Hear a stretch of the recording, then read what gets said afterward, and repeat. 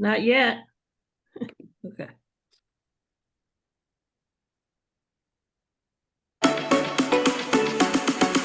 Good morning. Welcome to Tea and Coffee Tuesday.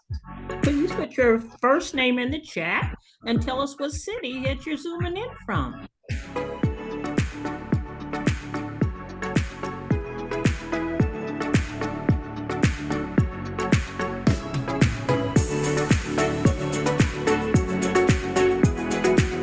Good morning. Welcome. Please put your first name in the chat and let us know what city you're zooming in from.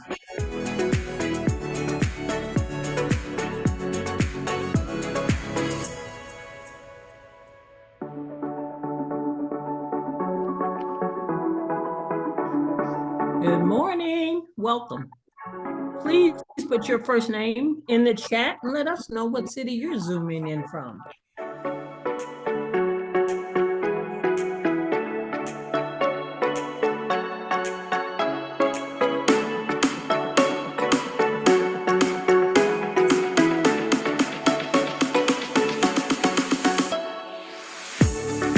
Come on in. Welcome to Tea and Coffee Tuesdays.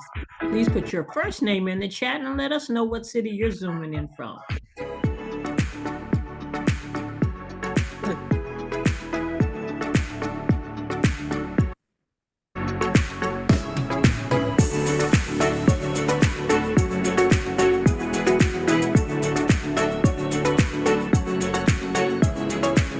Welcome. Please put your first name in the chat and let us know what city you're zooming in from.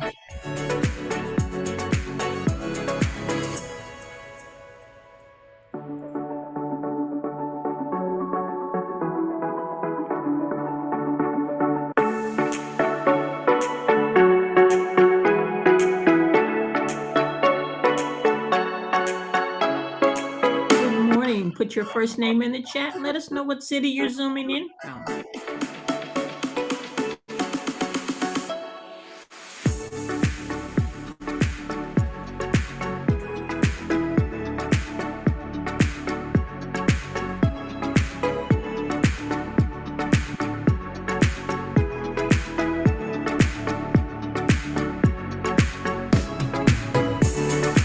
Welcome to today's Tea and Coffee Tuesday. Put your first name in the chat and let us know what city you're zooming in from.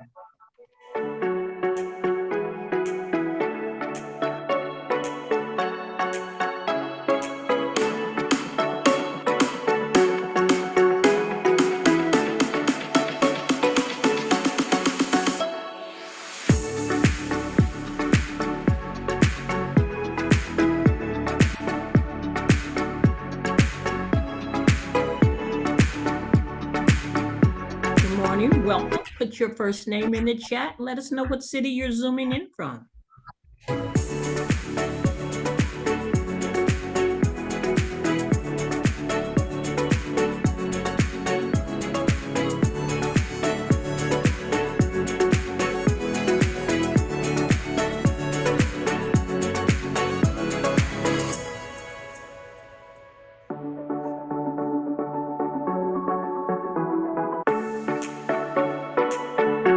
Please put your first name in the chat and let us know what city you're zooming in from. Thanks for joining us today.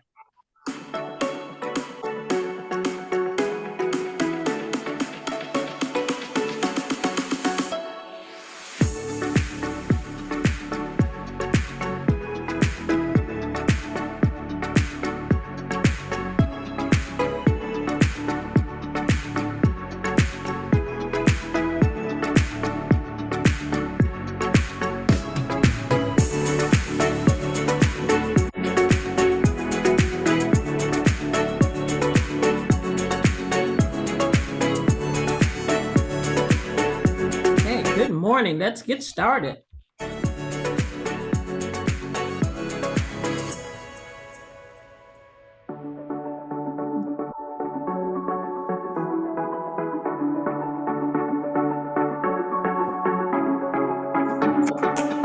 Okay, good morning, everyone. We're going to get started.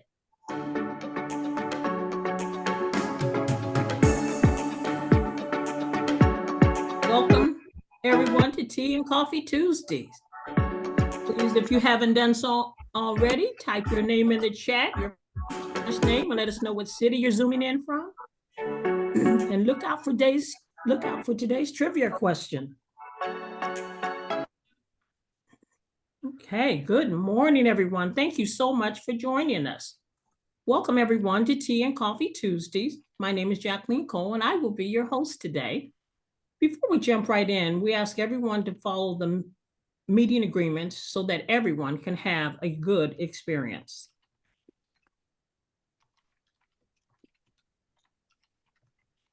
Please keep yourself on mute.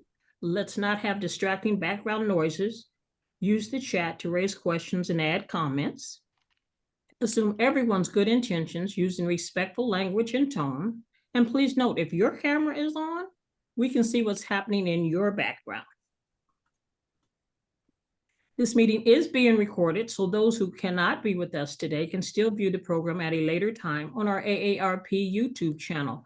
So please click Got It when it appears on your screen.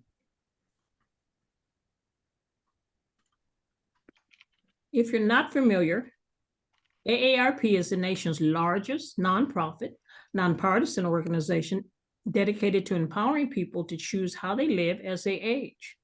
AARP works to strengthen communities and advocates for what matters most, with a focus on health security, financial resilience, and social connection.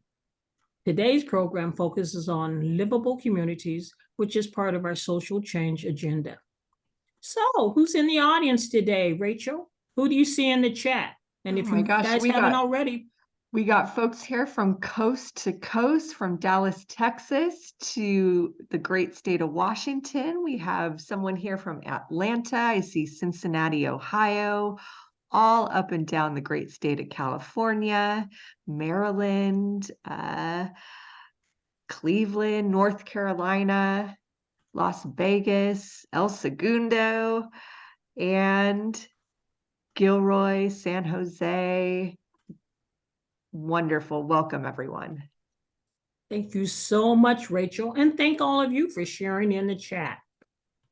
We're delighted to have all of you join us today and hope you have your tea or coffee or other beverage with you.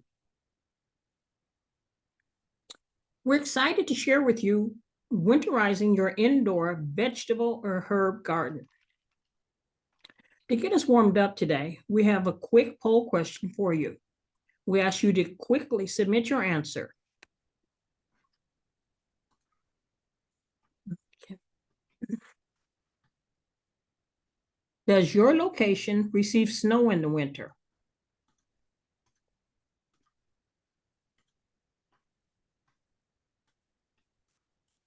Okay, answers are coming in. It looks like 67% of us say no, we don't see, our location doesn't have snow in the winter, and 33% of us do. Okay, we're going to learn about that, winterizing for sure today.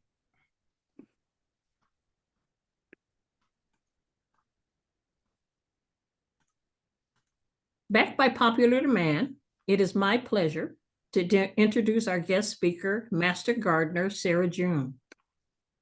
Sarah June is a UC Master Gardener in Southern California. She grew up enjoying the abundance of her grandmother's garden and has been working on growing her own organic food ever since.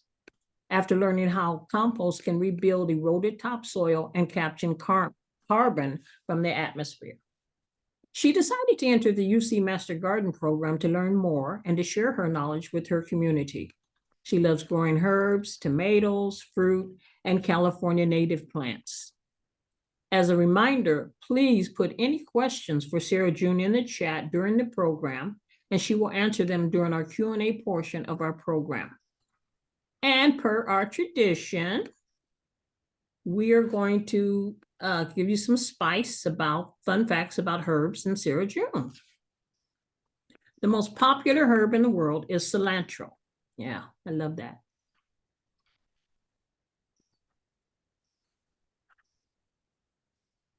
In cooking, generally speaking, herbs refer to leaves and stems, while spices can be seeds, fruits, berries, bark, roots, buds, petals, or flowers. Sarah's favorite type of basil, Persian basil, which has green and purple leaves and slightly citrusy taste. Her favorite way to consume mint is as a strong tea sweetened with honey.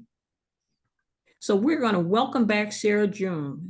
Sarah June, we are glad to have you back. We're ready when you are. Hey there. How's everybody doing? Thank you so much for coming. Can everybody hear me? I'm all good. I'm unmuted. Okay, great. So I'm going to share my screen with you so you can see the little presentation I made. Hold on one second.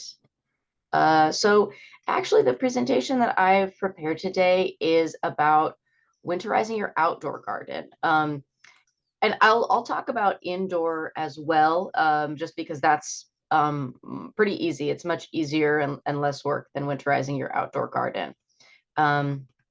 Give me one second here to find my, here we go. All righty. Screen sharing has failed to start. You know what? I believe I need to be made a host or a presenter in order to share my screen. So I'll just wait for that. Hi, Sarah. Can we try again? You were just Sure made thing. a co-host. Yeah, no problem. Okay, let's try it now. There we go. Okay, so I am going to go into full screen. Hopefully that will show y'all. Nope, I'm still in Canva. Sorry, it's early. Okay, I'm gonna stop screen sharing so you don't see my Canva. Gonna go back. There we go. Okay. Sarah, I can walk you through some of those troubleshooting on Canva. On the bottom right, there should be 2 arrows that go diagonal. There we go. That good? Are you seeing now my screen full? Oh no, because I stopped screen sharing. Here we go. Share screen. Yes. Share. And now I'm going to go full screen. How's that? Yes, thank you. Wonderful. Okay, great. Thank you so much. I'm just starting to use Canva. All right, so winterizing your garden. I see in the chat that a lot of you are from California, including Southern California. And the first thing to figure out when talking about winterizing your garden is where you are, which hopefully you know already. So the first step to thinking about winterizing your garden is finding your zone, your USDA determined growing zone. Now, I've put the link at the bottom of the slide here. Obviously, you can't click on that, but you can copy it down if you want. And I believe that I've sent also the same link to Tea and Coffee Tuesdays. So hopefully they can drop that in the chat so you can very easily go in and find your zone now if you don't already know it. Basically, the growing zone refers to the temperatures and the weather patterns where it is that you are growing your garden. So within the contiguous US, we generally have zones like 2, 3 through 10. You can see at the top of this map, the like light purple and blue, those are obviously some of the coldest areas of the country that have the longest winters and the coldest freezing temperatures. And then as you get further south and west, you can see the map becomes kind of orange, showing the zones 8, 9, and 10. And so I personally here in Los Angeles, I am in zone 10B. There are little microclimates within the zones. And one really cool thing about this map link that I've sent is that you can find your zone and your subzone, not just zone 10, right? So I'm in zone 10B, which is a little bit different from zone 10A. And so finding out your very specific zone can be really, really helpful. This is super helpful because when you buy seeds or plants, if you're wondering, can I grow this plant where I live? A really easy way to find that out is to look up what zones it grows in. So, for example, there are many kinds of fruit trees. There are many kinds of even just cherry trees. And if you want to grow a cherry tree in Montana, I believe this is very possible, but you're going to want a different kind of cherry tree than the one that I'm going to be growing over in Los Angeles, because my zone has much higher temperatures and fewer hours where the temperature is under 45 degrees Fahrenheit. So there are different breeds and cultivars of all kinds of plants, mostly the edible ones, including fruit trees. So you want to make sure that you're, number one, buying plants that are, and trying to grow plants from seed that are appropriate for your zone. Set yourself up for success. So once you've figured out your zone, you can drop it in the chat, by the way, because I would love to see kind of what zone you're in. So one thing that I think is very interesting when talking about plants and winterizing is we are, because we're in the Western Hemisphere, because we're in the Northern Hemisphere, our winter is the cold season, right? We're not in the Southern Hemisphere. We're not in Australia. We don't have very warm, the winter is cold and the summer is warm. In the Southern Hemisphere, they have the opposite.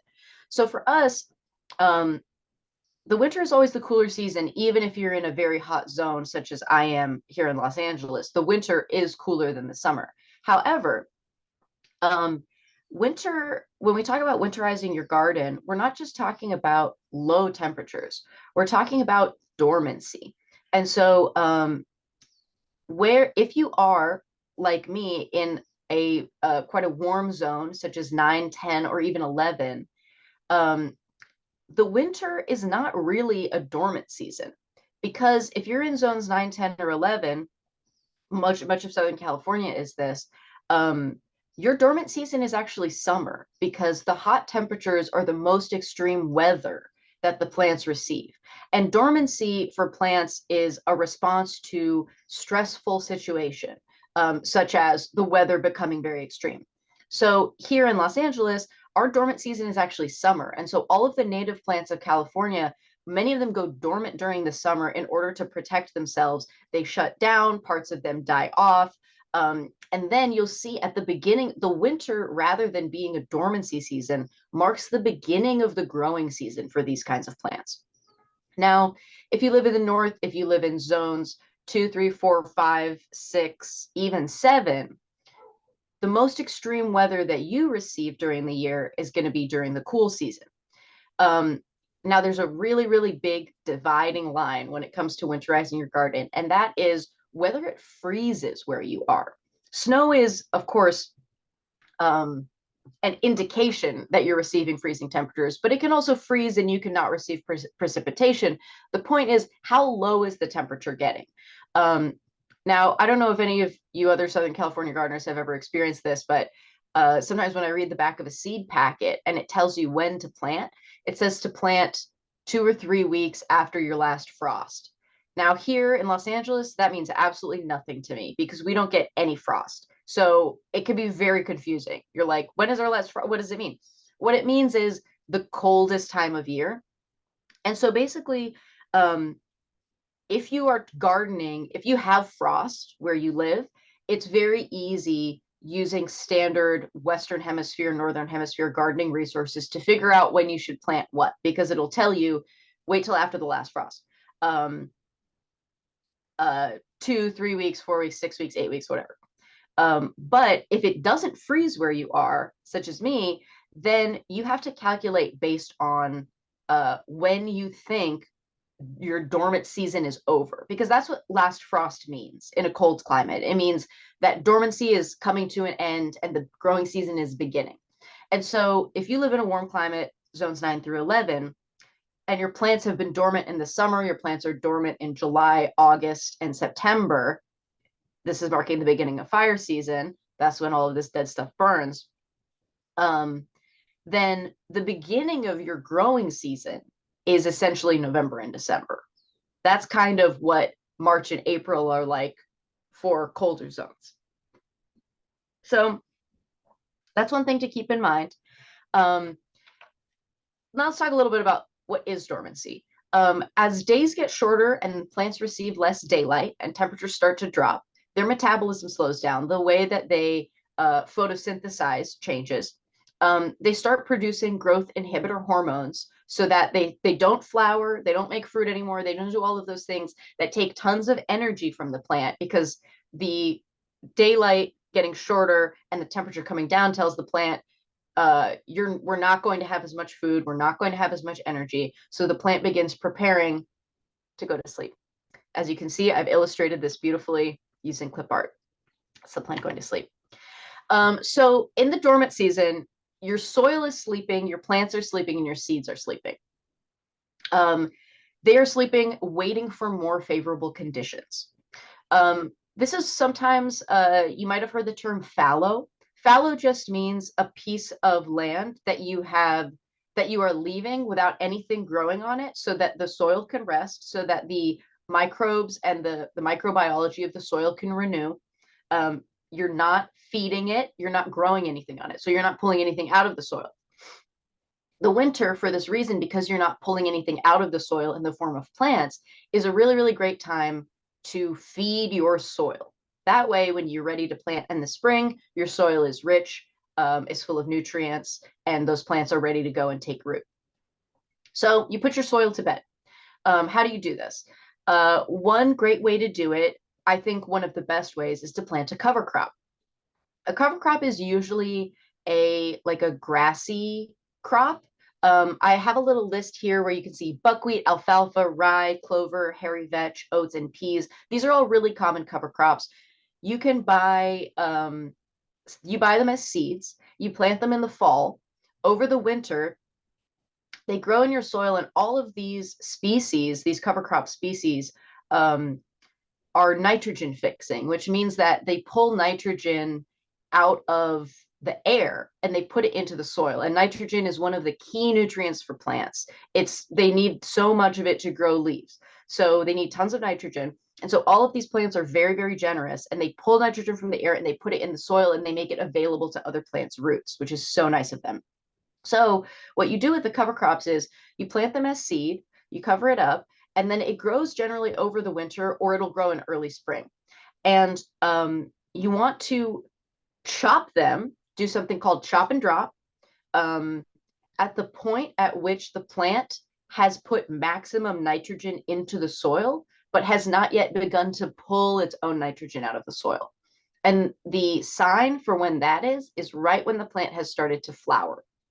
Clover will flower, peas will flower, hairy vetch will flower.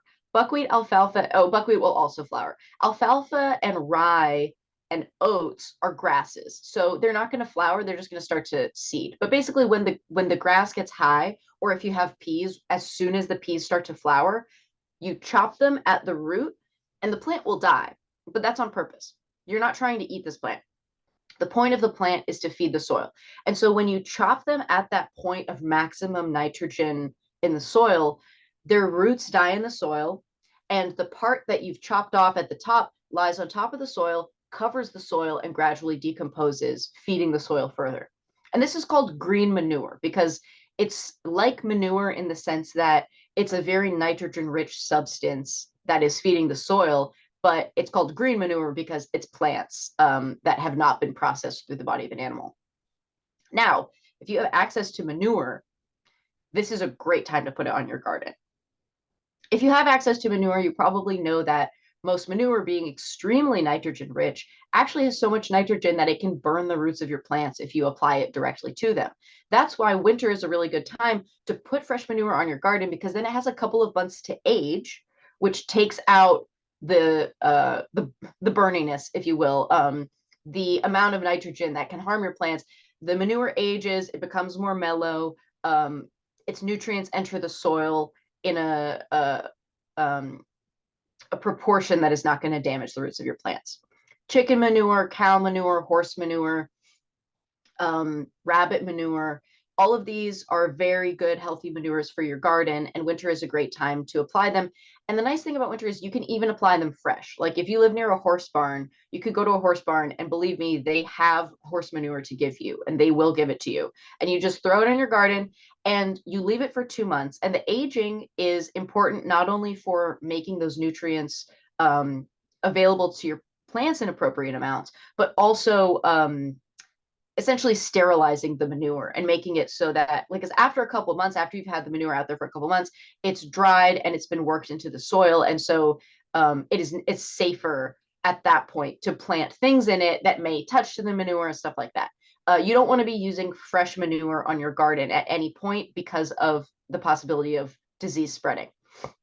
Manure always has to be aged in order to make it safe to use on the garden. So winter is a great time to age that manure right on the soil.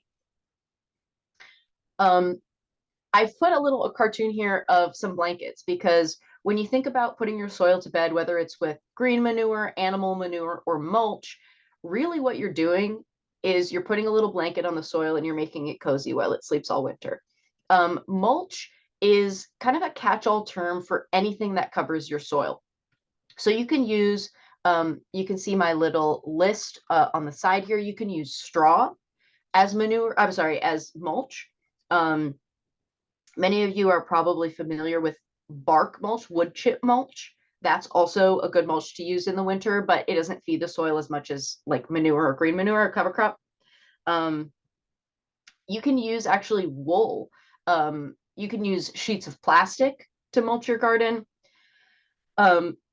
In places where, like on sheep farms where they have a lot of leftover wool, you can actually use wool to mulch your garden. It's kind of an expensive mulch if you're not a sheep farmer, but it is extremely effective.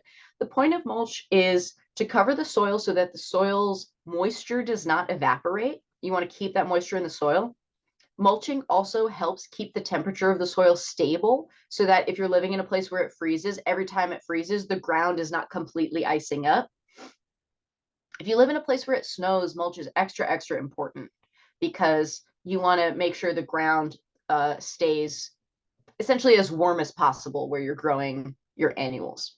So we'll talk about that in the next slide. So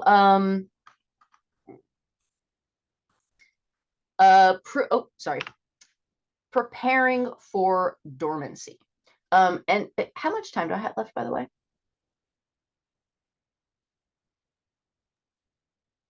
You have about 20 minutes. But oh, I have 20 minutes left. Okay, but that's including Q&A. Great. Okay. So let me just take it. Okay, great. Preparing for dormancy. Okay, so here we're going to talk a little bit about how to prepare for this long period of dormancy that we call winter with trees and shrubs. So basically, in your garden, you're going to have your annuals and your perennials. Your annuals are plants that die back every year. They're supposed to die every year. Herbs are one of these. Do not feel like you have failed when your basil plant dies because it froze because it froze where you are. It's supposed to do that. Herbs and annuals, so many vegetables, peppers, tomatoes, all of these things, they all die back, and you'll have noticed them during the fall getting less and less healthy, producing less and less flowers and fruit. So if you have a garden bed full of annuals, the first thing you want to do to prepare for winter, and generally like the autumn equinox is a good time to do this. If you're like, when do I do this? It's around the autumn equinox, when the days of the nights are the same length, because that is, as soon as the nights start being longer than the days, the plant's metabolism goes slow, starts to really slow down. So basically between autumn equinox and winter solstice, you want to remove all of the annuals. My favorite way to do this is to just cut right at the soil line, because when the roots are still in the ground and you cut it down, an annual will just die, but the roots will decompose within the soil, and that provides air in the soil, which is really important for worms and other bugs and funguses that are helpful to your plant's roots. So I highly recommend, unless your plant is diseased, if your plant is diseased, cut it and dispose of it in like your green waste bin. But if your plant is healthy, but it's just dying back because it's an annual, cut it at the soil line. You can mulch it up if you have like a shredder or something, or you can just cut it into small pieces and then throw those small pieces on top of your soil. And that will act as some mulch as well. So annuals will die back. Perennials will go dormant. So perennials are trees and like woody shrubs.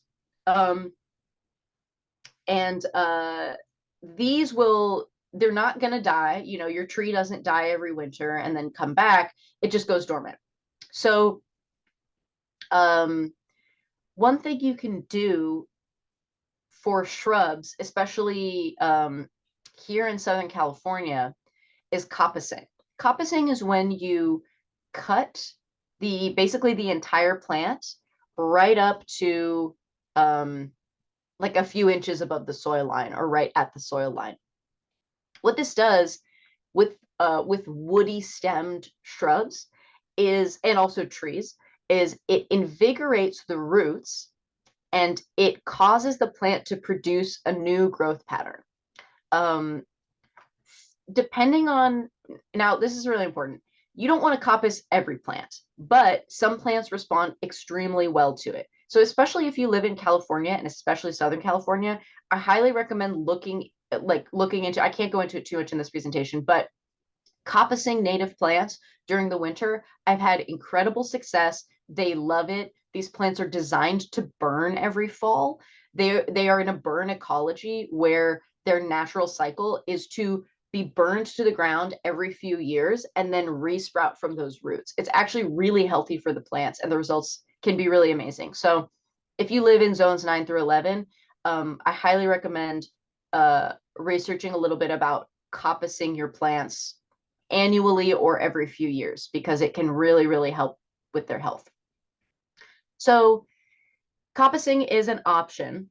Another option is covering. So if you live in a colder zone and you have a citrus tree, you're probably already familiar with the idea of covering your trees in the winter, or if they're potted, bringing them inside, especially if you have like a citrus tree, because citrus trees cannot take freezes. So if you have, let's say, a lemon tree and you live in Indiana, for example, where you're like, it's definitely going to freeze and it's definitely going to snow. Number one, your citrus tree, for that reason, should probably be in a pot so that you can bring it inside where it can be warm all winter and then you put it back outside in the spring. However, if you have a lemon tree that's not in a pot, you are going to have to physically cover the tree with a blanket or a sheet of plastic in order to keep frost from settling on its leaves and branches, which will kill it. So that's another option for protecting your plants during the winter. And we're going to talk about pruning on the next slide, which is another really important way of protecting your plants during the winter. So during the winter, your perennials, even though the top of them dies, their roots stay very much alive. They're just sleeping. And so mulch is a really important factor in protecting those roots, making sure that they stay alive and that they're ready to come back in the spring. Most plants do not want water during their dormant season. You don't drink water while you're sleeping, neither do I. They are not in that mode of taking in nutrients. The dormancy period, not only do they have those growth inhibitor hormones that say don't flower, don't fruit, don't make new leaves. If you have leaves, drop the leaves. It's all about conserving energy. The plant is trying to conserve energy to get through this tough period. So don't worry about watering. If you live in a place where you get precipitation during the winter, obviously it's fine. But you don't have to worry about watering your garden during this dormant period. Okay, so here's pretty much my last slide because we're going to spend a little bit of time on this and then I'd love to take the questions. Pruning is an extremely important part of winterizing your garden if you have fruit trees. I can't go into how to prune every fruit tree here because it's different depending on the type of tree. Maybe we can do another Tea and Coffee Tuesdays on fruit tree pruning because it's a subject very near and dear to my heart. But we'll get into the basics here. So there are two types of fruit tree pruning. One they call summer pruning, which is for your growing season, and the other is winter pruning, which is for your dormant season. They're different. You want to do different things during these prunings. So you can see in this little image here, over on the left, it's showing you summer pruning. And then over on the right side of the little image, it's showing you dormant pruning, meaning winter pruning. So the growth season pruning shows how you want to cut back the tree in order to get the height that you want of the tree, and to create what are called scaffold branches, which are the branches that will hold all of the fruit for the tree. You need those scaffold branches to be strong and to be coming out at the correct angle, such that the tree can flower and fruit without any of them leaning down with the weight of the fruit and touching the ground, or if the scaffolding branch is too small and it has too much fruit, then it'll break from the weight of the fruit. So when you're doing summer pruning, those are the things that you're pruning for. When you're doing dormant pruning, it's a bit easier, because really the whole point of dormant pruning is just to lighten the tree. You cut off dead branches, diseased branches, or any branches that cross through the middle of the tree. And this is specifically for fruit trees, by the way.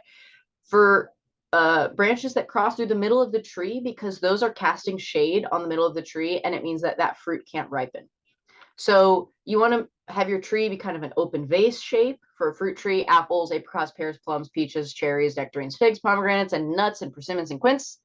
If you have an oak or an elm, you don't need to worry so much about the crossing, but you definitely want to be removing dead branches and diseased branches. The main reason to do this is extreme weather. Extreme weather can damage your tree. If you've got heavy snow and the snow is weighing down the tree branch, it can break. If you have heavy winds or heavy rains or storms, that can also break trees' branches, especially if they're dead or weak from disease. Now, you want to do those cuts yourself rather than let nature do them, because when you cut with a clean pruner, the plant has a much better chance of healing from that cut. When nature pulls down a branch, it leaves a big tear. It can tear the bark, the bark is like the skin of the tree. It leaves a much larger wound. And so that opens up the tree more to infection. You might consider counseling. You can use counseling services in the So you don't want to leave this big wound on the tree. Bacteria can enter, fungus can enter, sometimes bugs like to go live in there. So you help the tree out a lot when you remove its dead parts and you don't just let it do it itself. So dormancy pruning is just about lightening the branches of the tree, cleaning it up, making sure that when it goes dormant, it doesn't have any unnecessary weight on it. The best time to do this is in winter, and I mean like winter, like not the beginning of winter, but like December. Really the ideal time is the shortest day of the year, which is the winter solstice, because that is when the plant is the most deeply asleep, which is cute. So that is pruning. And yes, this helps keep the plant safe during extreme weather. It conserves the plant's energy. It helps keep it safe from disease. And when you prune your tree in the winter, it can really help with increased flowering, which means increased fruit in the springtime, because the tree then has, it doesn't have any dead branches to deal with. Everything that is exposed to the sun can start growing leaves immediately. And you'll see a really big difference in the health of your trees if you do this dormancy pruning. So that's kind of the end of the presentation, but there's a lot in there. So I think we can start doing Q&A, and then I'll go back and refer to my slides if needed for any of those answers. Oh, wow, that's interesting. I learned a lot, especially about cutting the tree. So thank you so much, Sarah June. It's made me want to actually get out there and actually garden instead of looking at it. So let's go over to the chat. Rachel, what questions do you see for Sarah June? I saw a lot coming in. I know we have some great questions coming in. Sarah, I'm not sure if you're also seeing the chat, because you're getting a I'm lot not, because I'm on the but I think I can. Oh, I can see it now. Yeah, it's you'll see it in my screen share, but yes, I can see because you're the getting chat. a lot of questions about what to cover a bed with. But let's start with Lucy's question. I think she was the first to ask. There was some confusion about zone 10 and other zones which have Mhm. lower temperatures and darker Mhm. days. How can this mark the beginning of the growing season? That's a great question. So, yes, even zones 10, because we're in the northern hemisphere, the winter temperatures here, for example, I'm in Los Angeles, right? It's lower temperatures than it was in the summer. We have shorter days than it was in the summer. However, the temperatures are still warm and we still have a lot of sunlight. And so what this can mean is fall is in zone 10, where I am. Fall is a really good time to plant seeds. And this also applies to other zones as well. I'm sure lots of you know about bulbs that you plant in fall or winter that you do not expect to bloom until spring. And so I see this as the beginning of the growing season in the sense that this is a really good time to plant seeds. There are many seeds that require something called stratification before they can bloom. And that means that they need to, like, Southern California wildflowers are a really good example of this. And then also many bulb plants like crocuses, daffodils, things like that. They need a period of stratification before they will bloom. And what that means is the plant is designed very beautifully to only begin its process of blooming, of putting out its first root and its first sprout after it has felt, and I don't really know a better word than feel because plants and seeds really do feel, after it has felt many weeks of cold temperatures. And that's why for some seeds, the directions for starting the seeds will have you put the seeds in the fridge. You can basically imitate and synthesize the experience of the seed, which is like the natural experience of the seed for, a Southern California wildflower is the plant blooms in the spring, it creates its seed pod in the summer. At the end of summer, that seed pod breaks open and the seeds fall into the ground. Well, they don't immediately start growing. They wait. And they wait until they have felt the cold temperatures of winter. And once they feel those temperatures change and start getting warmer, that's when they start growing. So, in that sense, it is the beginning of the growing season because for places where it doesn't freeze, you want to plant those seeds in the ground now. They're not going to be damaged by freezing temperatures. In fact, they're going to be stratified by feeling that 2 months of cold before the days start getting longer and warmer. So, yes, that's what I mean when I say it can be the beginning of the growing season in a warm climate. Thank you, Sarah. And Yeah. then if you scroll through the chat, there are quite a few questions about different kinds of mulch or Sure. questions if things could be used for Mhm. mulch. Any thoughts on what's been asked in the Yeah. chat? So this question, can you cover your beds with fall leaves? Absolutely. Fall leaves are great mulch. But I will say it's very important to know what leaves you have. So for example, pine needles are a fall leaf. And they do fall. But pine needles are extremely acidic. And so if you're trying to grow blueberries, for example, that's great. That's a great mulch for your blueberries because blueberries love acidic soil. But if you're trying to grow something that likes alkaline soil or doesn't like too much acid, then your mulch is actually going to kill the plants you're trying to grow. So the fall leaves are the best mulch for the tree that they fell from. It's very, very simple. If you have an oak tree, oak leaves are a great mulch. If you have an elm tree, elm leaves are a great mulch. If you have an ash tree, ash leaves are a great mulch. You never have to worry about that. But when it comes to taking leaves from a tree, from a deciduous tree, and putting them on a garden bed where you're trying to grow vegetables, double check and make sure that the leaves that you're using are not going to make your soil too acidic or too alkaline for the plants you're trying to grow. But one of the best things you can do for your garden is to put leaf mold on it. And leaf mold is literally just when you gather a bunch of fall leaves when they're dry, you put them in a paper bag and you leave them over the winter. They will decompose into an extremely nutritious, kind of a powder. It's just broken down leaves, they're kind of like crumbly. And that's a really, really good thing to add to your soil basically at any time.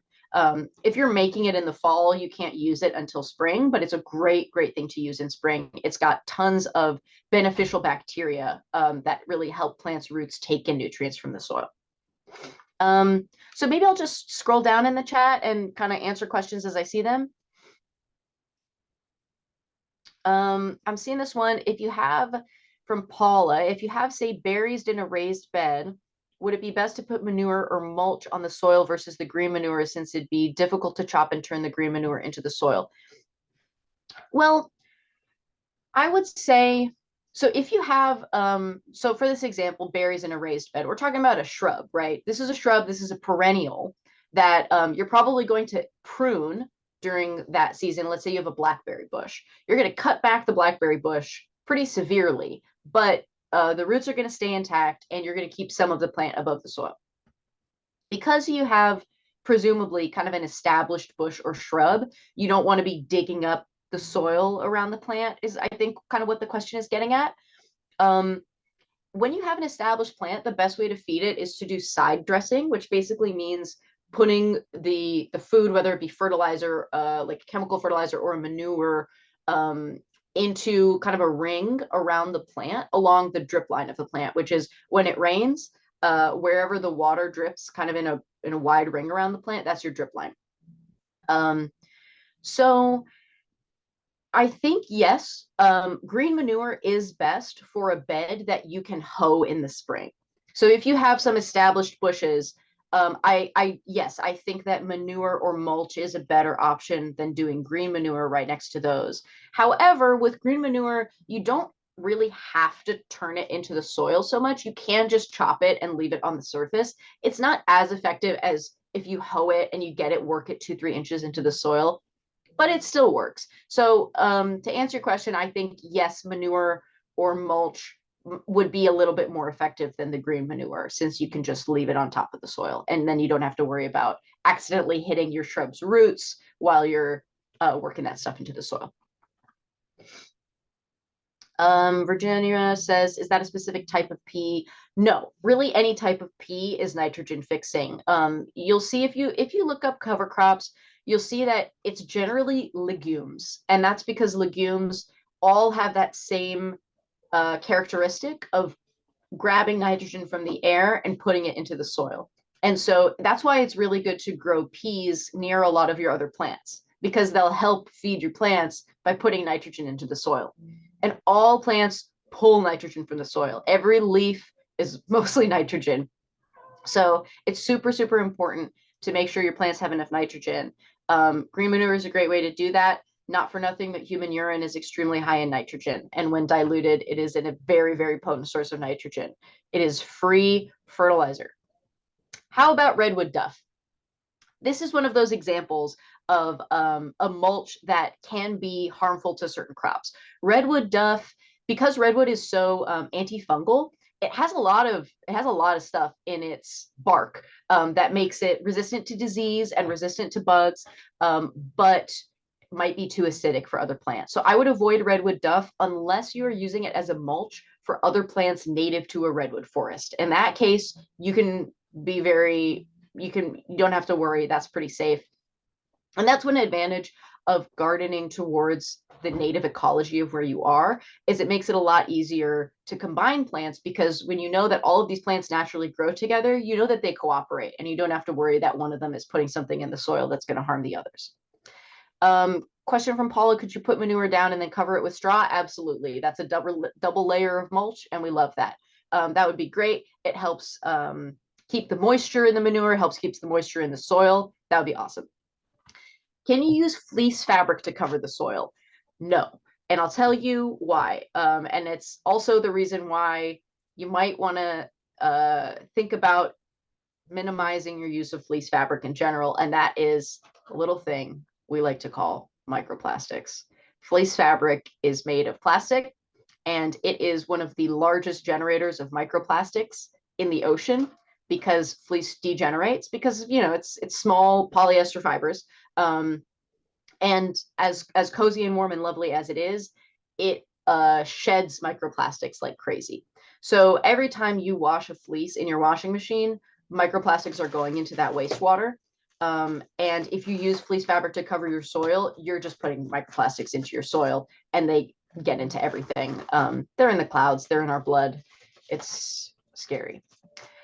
Is cardboard a good mulch? Yes, cardboard is an excellent mulch. You can use straight flat cardboard, or you can use shredded cardboard if you have a way to shred your cardboard. Cardboard is a great mulch. It breaks down easily. It's very carbon rich. One thing about cardboard is that it's not nitrogen rich. So it is very good for keeping moisture in an area, but it's not going to really feed your soil. So I would say if you're using it on like a growing bed, to do what somebody suggested earlier, excuse me, which is to put down manure and then put cardboard on top of it. Can you use pine needles? Addressed before, only if you're trying to grow something that really likes acidic soil, which there are many things like that. So like if you have blueberries, pine needles are a great mulch for that. But if you're trying to grow like oregano, it doesn't like pine needles. What's the best way to prune citrus and pomegranate in zone 10?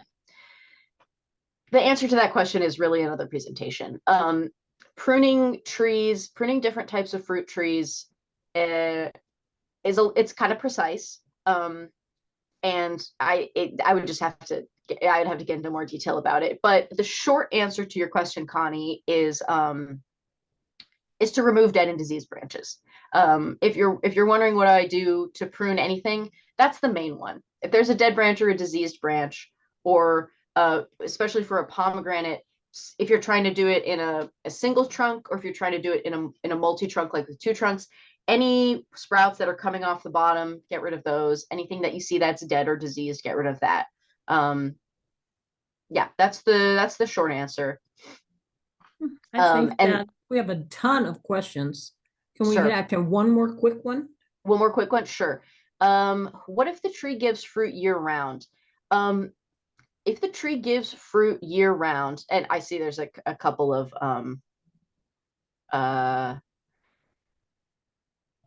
sorry, I'm now looking at the okay. I'm gonna answer this last question because I think it's a good topic. This one is from Lucy. And she's got a couple questions. One is, where does one check the acidity of various mulches? That's very easy. You can Google it. And another way you can do it is you can get pH strips, and then you can use that you can test whatever mulch you have and check its acidity that way. Now, her second question is one that's really important. She says, I think permaculture says dig up soil as little as possible. Being raised on Midwest farm, we dig and weeded constantly. Which of these is correct? Great question. In general, digging and weeding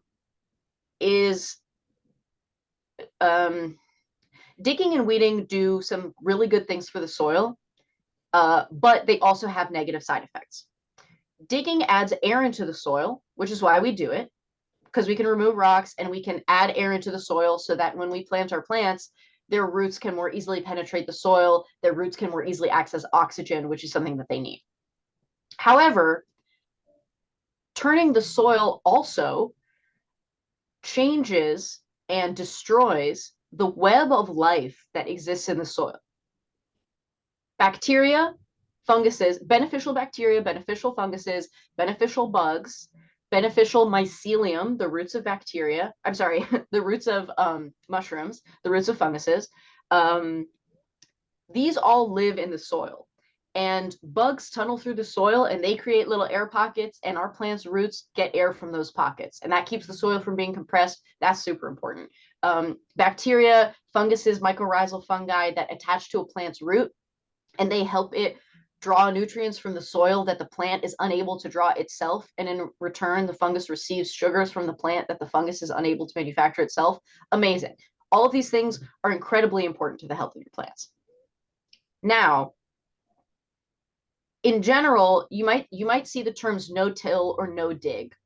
In general, no-till and no-dig will build soil, and tilling and digging will erode soil. So if you have to till or dig, for example, if you've planted potatoes, you got to dig, because how else are you going to get your potatoes, right? If you have to dig, you're eroding the topsoil, and you can reverse that effect by feeding the soil in other ways. The other ways you can feed the soil are adding manure, adding mulch, adding cover crops. So if you have an area where that has been dug and weeded constantly, one of the best things you can do is leave it alone. Number one, just leave it alone, don't grow anything there, and then feed it by growing cover crops and chopping them, adding manure to the soil. And that's the reason for, even in the Bible, a fallow period is referenced. No land can be cultivated continually. The soil is a living thing that has to be fed and has to be allowed to rest as well. So the short answer to your question is, if you have eroded soil, you want it to rest. But if you have soil that has been untouched, digging and weeding it, especially 1 or 2 times in preparation for creating a planting area, is fine. So yeah, wish I had more time, but Yeah. hopefully we can do another presentation. We could do a whole nother one on pruning, because it's different for every type of tree, and it can be intimidating. It can be very scary to prune. So maybe that'll be the next one. Absolutely wonderful presentation. We learned a great deal, and I think you're right. It might be room for yet another presentation in the future, but we really appreciated that. Thank you. Again, thank you so much, Sarah June. We really appreciate your presentation. But before we close out, we'd like to take a quick pulse on what you've learned today. Put in the chat which gardening tips you are likely to try. And Rachel, can you tell us really, really quick what folks are writing? Yeah, things are coming through right now. Cover crops, pruning, lots of enthusiasm for cardboard as mulch, cover cropping, mulch, feeding soil in the winter, knowing what zone I'm in, will prune tree in the middle of winter. Sounds like people have learned a lot and your plants are going to benefit from it. Wonderful, wonderful. So, and finally, please let us know how we're doing by filling out this survey. The link has been put in the chat. And let me share a couple of upcoming events that we have for coming up. Join us for a special Piggy Bank Essentials with Martin, Thursday, November 30th at 9 a.m. as we discuss understanding long-term and financial planning. And our next Tea and Coffee Tuesdays monthly meeting is Tuesday, December 12th at 9 a.m. And again, we'd like to say a big, big thank you to our guest, Master Gardener Sarah June, who I know we'll see again. Can I say something real quick, Jacqueline? Sorry. I wanted to say real quick, I totally forgot to add this, but since there are so many people in the chat in California, I just want to plug very quickly the UC Master Gardener program.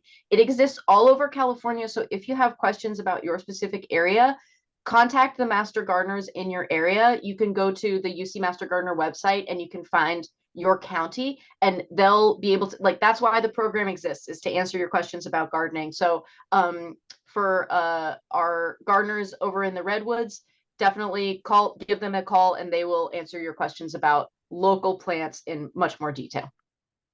Thank you, Sarah June. So we want to thank our guest again, Master Gardener Sarah June, our moderator, Rachel Stone, our tech specialist,